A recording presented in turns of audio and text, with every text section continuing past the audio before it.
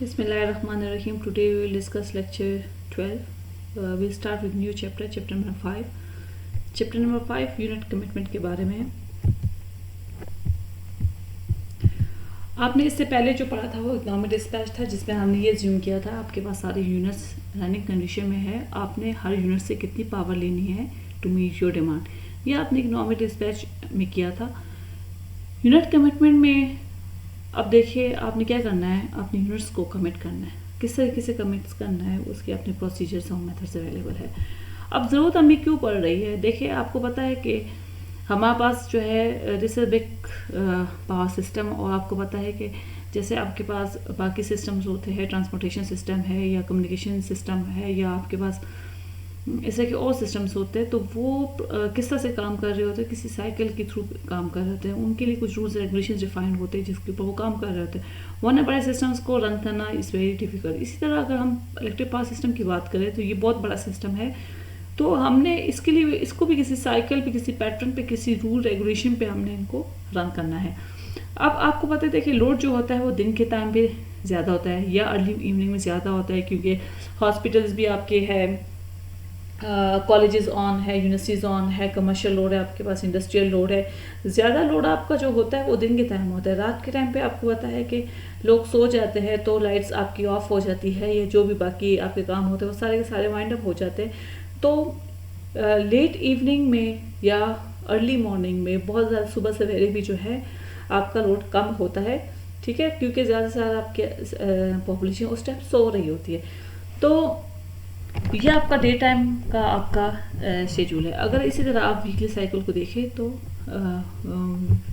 आपके पास week days में load आपका ज़्यादा होता है, लेकिन वीकेंड पे अगर आप देखेंगे तो हॉलीडे होती है, सैटरडे संडे आपका ऑफ होता है, तो आपका बहुत ज़्यादा लोड जो है वो ऑफ होता है। But why is this a problem in the operation of an electric power system. अब ये क्या प्रॉब्लम है इलेक्ट्रिक पावर सिस्टम में इन वजह से, ठीक है, उनको हम थोड़ा सा डिस्कस करते हैं। अब वजह यह है कि या तो आप सिंपल ये करें, जितना भी आपके पास लोड है उन सबको आप यूनिट्स आपके पास है या पावर प्लांट है आपके पास, उसको आप उसके मैक्सिमम पे रन करें और बस छोड़ दें, ठीक है। जितना भी लोड है, चाहे ज़्यादा होता है कम होता है, वो अकॉर्डिंगली बस जो है आपका रन हो रहा होगा। एक तो ये आप काम कर सकते हैं, लेकिन इससे क्या होगा कि आप इससे वेस्टेज ऑफ एनर्जी बहुत ज़्यादा होगी। तो यहाँ पे इसलिए लिखा है कि why not just simply commit enough units to cover the maximum system load and leave them running, not that to commit. अब कमिट का क्या मतलब है, a generating unit is to turn it on, that is to bring the unit up to speed, synchronize it to the system and connect it so that it can deliver power to the network। ये आपके पास commit की unit commitment की definition है कि आप unit को on करें, ठीक है, इफ़ इट इज़ रिक्वायर्ड। लेकिन जब भी आप यूनिट को ऑन करेंगे तो किसी पैटर्न पे ऑन होगा। आपने उसकी स्पीड को सिंक्रोनाइज करनी है, means speed means your frequency को आपने सिस्टम के ऊपर जो है, सिस्टम के साथ जो है आपने उसको सिंक्रोनाइज करना है, तो तभी आप एक उसको जो है नेटवर्क के साथ कनेक्ट कर सकते हो और तभी वो इस काबिल होगा कि वो पावर डिलीवर करे। ना the problem with commit enough units and leave them online is one of economics, ठीक है। आपको जो कॉस्टली पड़ेगा। A great deal of money can be save by turning units off when they are not needed. आप units को off करें, means decommit करें। जब यूनिट्स जो है जो रिक्वायर्ड नहीं है उनको आप ऑफ करें, तो इससे आप काफ़ी सेविंग जो है वो सिस्टम में लेके आ सकते हैं। एक तो आप डिस्पैचिंग से भी लेके आ सकते हैं सिस्टम के, आप जो है कोई ऑप्टिमल पावर ले। फिर दूसरा आपके पास ये है कि यूनिट कमिटमेंट में ये कि आप इनफ जितनी रिक्वायर्ड है उतनी यूनिट्स को आप कमिट करें और बाकी यूनिट्स को आप ऑफ करें, ठीक है। यहाँ पे हम एग्जांपल करेंगे तो इससे ज़्यादा आपको क्लियर होगा। यहाँ पे 3 यूनिट्स का आपके पास डेटा है, यूनिट 1, 2 एंड 3।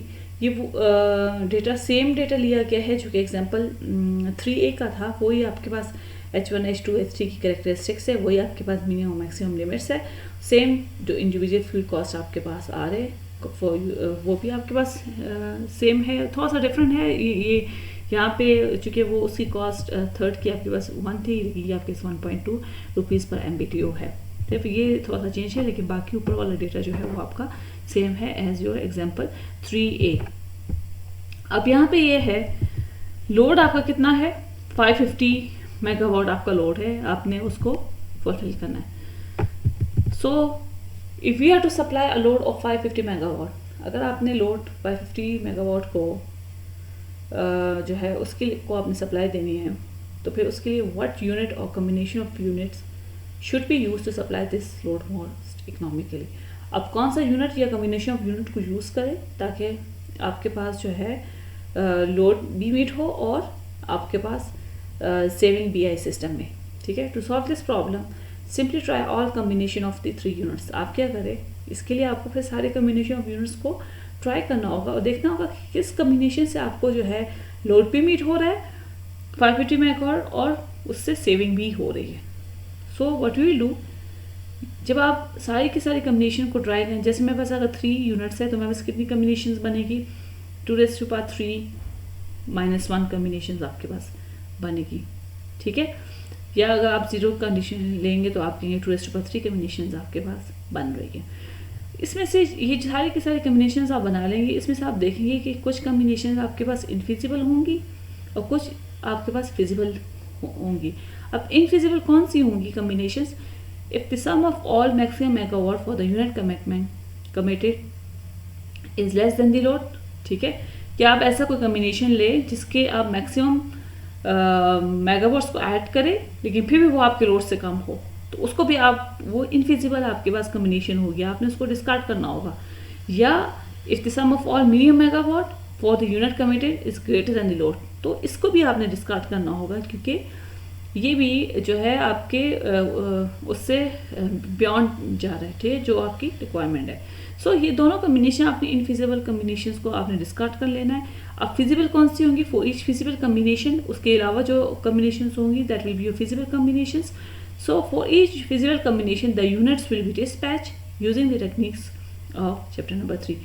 आपने जो कम्बिनेशन सेलेक्ट कर ली, ठीक है, उसके बाद फिर आपने उनसे कितनी पावर लेनी है वो आपका डिस्पैचिंग होगा और उसकी टेक्निक सारा आपने जो है चैप्टर नंबर 3 में डिटेल में डिस्कस किया है। सो यहाँ पे क्या होगा, पहले यूनिट कमिटमेंट होगी और फिर डिस्पैचिंग होती है। यहाँ पे ये देख सकते हैं आप, ये टेबल है, यहाँ पे कम्बिनेशंस बनाई गई है, unit combinations and dispatch for 550 megawatt load of example 3A। देखिए सिंपल है, टेबल के साइज से आप ना डरे, it is very simple table. मेरे पास 3 यूनिट्स हैं, यूनिट 1, यूनिट 2, यूनिट 3। इनकी मैंने मैक्सिमम जनरेशन के लिए एक कॉलम मैंने यहाँ पे डाला है, एक मिनिमम जनरेशन के लिए, फिर P1, P2, P3, फिर उसके बाद F1 आपका फ्यूल कॉस्ट फॉर यूनिट 1 है, F2 fuel cost for unit 2, F3 fuel cost for unit 3 और ये टोटल जनरेशन कॉस्ट है which is F1 plus F2 plus F3, ये टोटल जनरेशन कॉस्ट है जिसको आपने मिनिमाइज करना होता है। अब मैक्सिमम कितनी कम्बिनेशन इसकी बन सकती है, 1, 2, 3, 4, 5, 6, 7, 8। 2⁻³ जो है आपके पास 8 बनता है तो 8 कम्बिनेशन बनेंगी। 4 यूनिट्स होंगे तो 2⁻4 बनेगा। ठीक है, 5 यूनिट्स होंगे तो 2⁻5 होगा, 32 कम्बिनेशंस बनेंगी एंड सो ऑन। सो अब आपने क्या करना है, कम्बिनेशन आप कैसे बनाएंगे, सबसे पहले आपने इनको देखना है। ये कैलकुलेशन यहाँ से ऑनवर्ड कैलकुलेशन बाद में करेंगे। आपने यूनिट 1, यूनिट 2, यूनिट 3 को देखिए। पहले आप क्या करते हैं, 3 यूनिट्स को ऑफ रखते हैं, यहाँ पे ऑफ लिखा हुआ है, आप इसको 0, 0, 0, ऑफ को आप 0 से रिप्रेजेंट करें, ऑन को आप 1 से रिप्रेजेंट करें। ठीक है, तो पहली कम्बिनेशन क्या आ जाएगी, 0, 0, 0, दूसरी क्या होगी 0, 0, 1। ठीक है, ये टेबल आपको आता है बनाना, आराम से बन जाता है ये।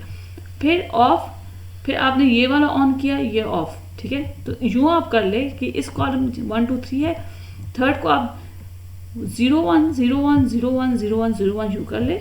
सेकेंड आपका होगा 00, फिर 11, फिर 00, 11, फिर ये आपके पास 4 टाइम्स 0 एंड देन 4 टाइम्स आपके 1 आएंगे। इस तरीके से आप आराम से ये जो है कम्बिनेशंस आप बना सकते हैं, इसमें कोई मसला नहीं है। यहाँ पे हम पहले को देखते हैं, पहला आपका कम्बिनेशन जो है ये 0, 0, 0 है, मीन्स कि आपकी तीनों यूनिट्स जो है वो ऑफ है।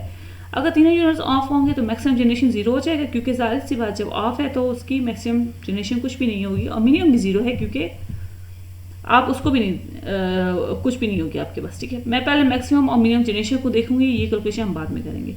इसके बाद आप देखिए ये वाला जो है 0, 0 और 1 वाला, इसमें यूनिट 3 ऑन है, तो यूनिट 3 की मैक्सिमम कितनी है पावर 200 है, तो यहाँ पे 200 आ गया और मिनिमम कितना है 50 है। तो ये जो कम्बिनेशन है दूसरी सेकंड वाली, ये मैक्सिमम 200 और मिनिमम 500 के दरमियान आपको पावर दे सकता है।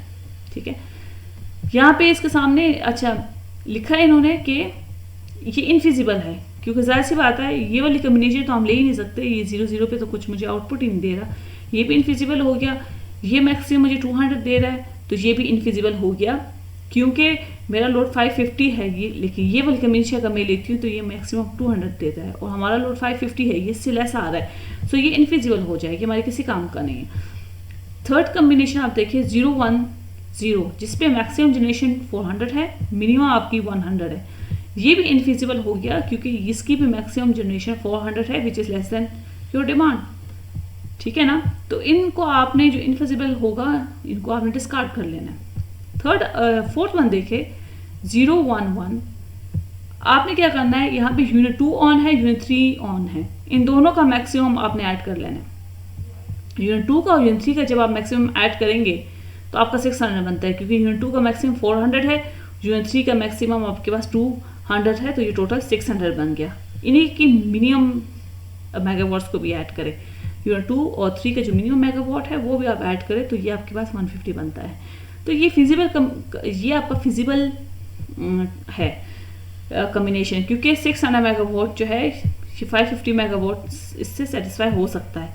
सो यहाँ पे क्या है, P1 तो 0 है, P2 आपको वो 400 देगा, मैक्सिमम दे सकते हैं, और P3 से आप 150 तक ले सकते हैं आउटपुट। ठीक है, सो ये टोटल जो है आपका इस तरह से आपके पास होगा। अब F1 0 आ जाए, क्योंकि P1 तो है ही नहीं, हमारे पास 0 है, ऑफ है वो यूनिट।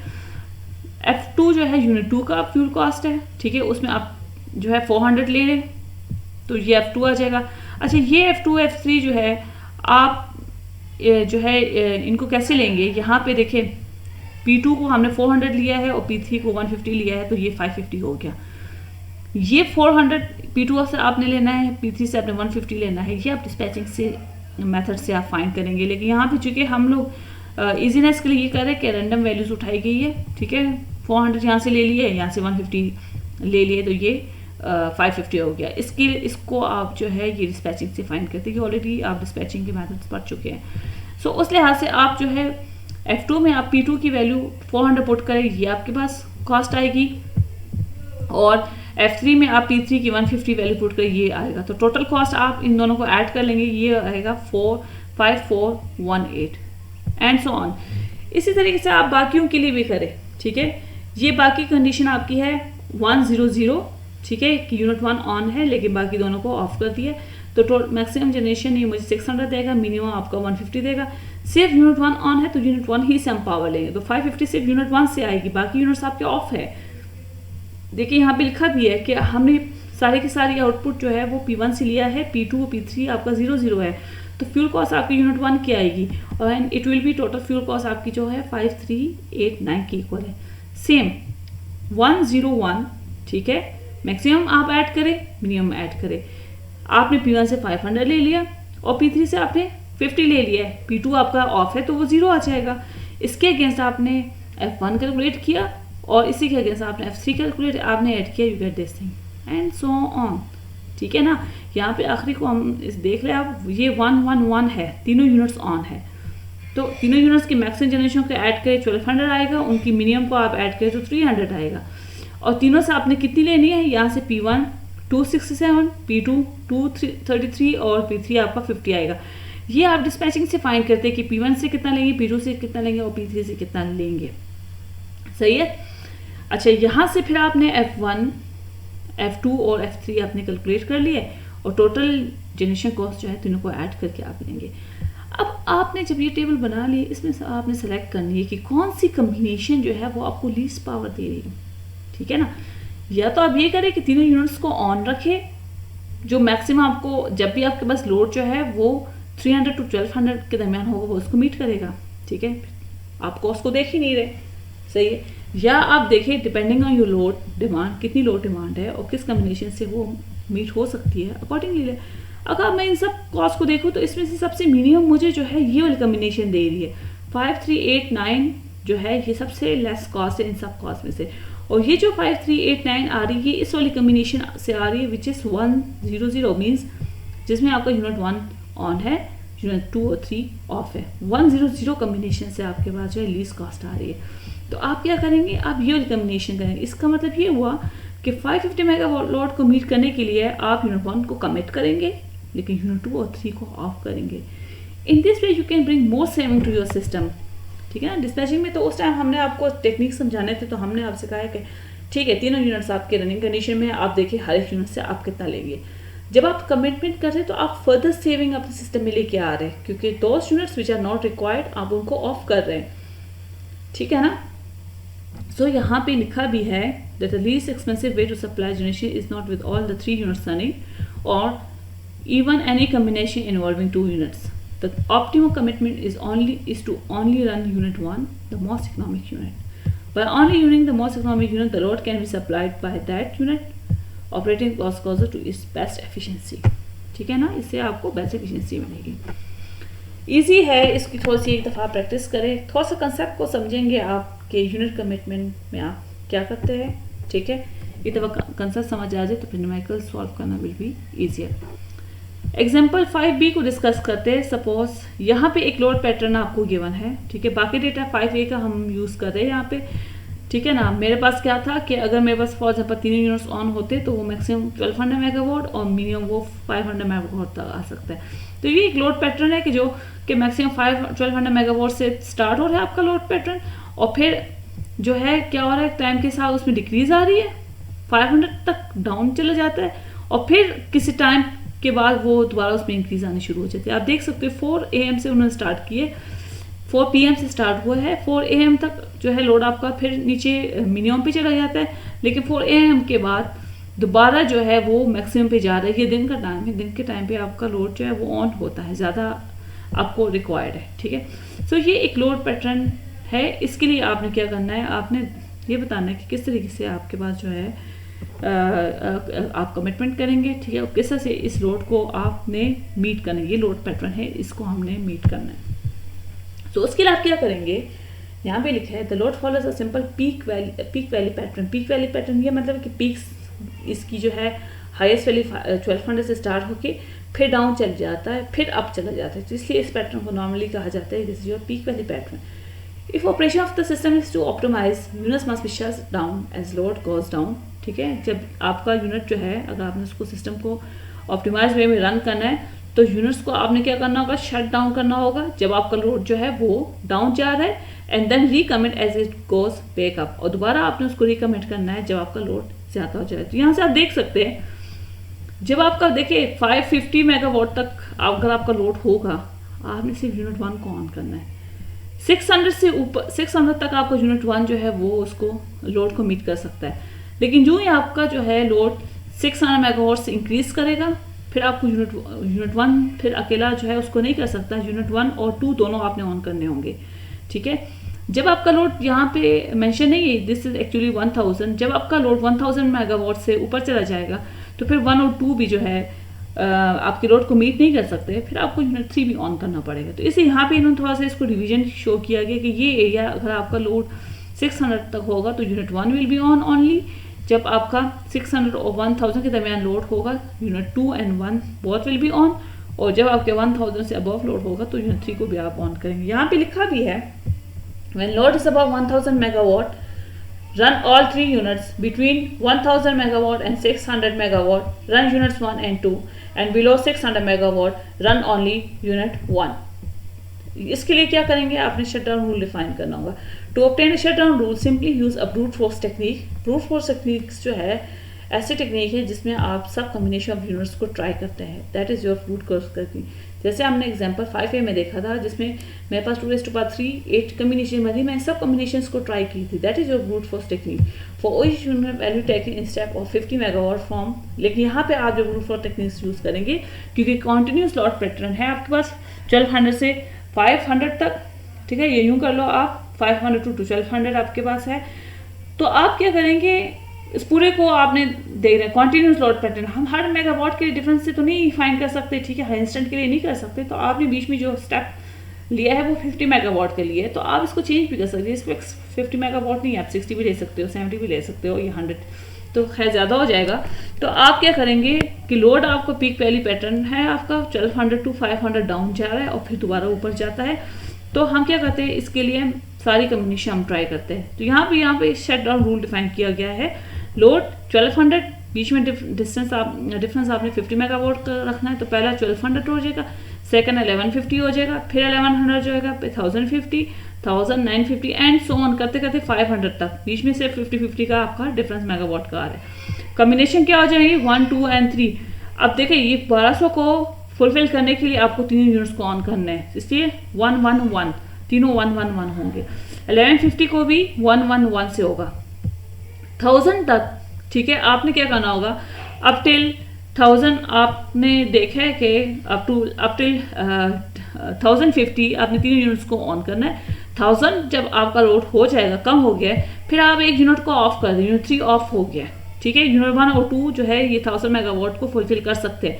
एंड सेम वे पीछे ग्राफ में भी बताया गया था। ठीक है, आप जो है अब टिल कहाँ तक आप इसको कर सकते हैं, जब तक आपका लोड जो है 650 है, 650 तक, 1000 से लेके 650 तक जो है यूनिट 1 और 2 जो है वो आपके लोड को सेटिस्फाई कर सकता है। 600 से बिलो जब आपका लोड चला जाएगा, 600 या उससे बिलो चला जाएगा, तो फिर सिर्फ यूनिट 1 भी आपके लोड को मीट कर सकता है, इसलिए आपने यूनिट 2 और 3 को ऑफ कर दिया है। ये इसी तरह शो किया गया है, यहाँ से भी आप देख सकते हैं कि जब मेरे पास 1200 था तो मैंने तीनों यूनिट्स को ऑन करना था, क्योंकि 1200 मेगावाट इन तीनों यूनिट से फुलफिल हो सकता था। फिर जब मेरे पास लोड जो है वो 1000 से बिलो चला गया अप टिल 600 से ऊपर, तो फिर यूनिट 2 आपने यूनिट 1 और 2 को आपने ऑन करना है। ठीक है, और जब आपका 600 तक होगा तो सिर्फ एक यूनिट 1 ही इसको कंपनसेट कर सकता है।